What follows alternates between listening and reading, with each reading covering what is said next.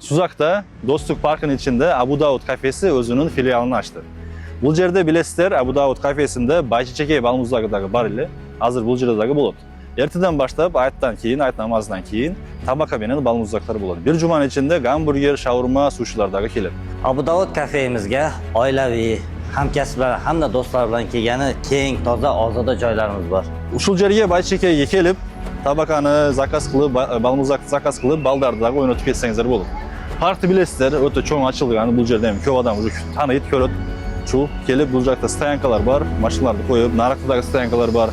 Kelip koyup, kirgeningizde ele sırazı sol jakta. Urmatlı Suzak rayonunun turgundары jana konoktor. Sizlerge Daregen түшүндүрүп өтсөm, Дареге Suzak айылынын центринде бул жагы Алымжан Юнус көчөсү, Бозго жидерал кетүүчү, бул жагы мына центр Маду Мараты көчөсү. Ушунда Глобус, Азия дүкөндөрү бар, бул жакта Маду Мараты имараты бар. Ушул Достук паркына киргениңизде сол жактагы биринчи имарат Байчичекей деп азыр баннердагы бар. Киргениңизде сразу таныйсыз.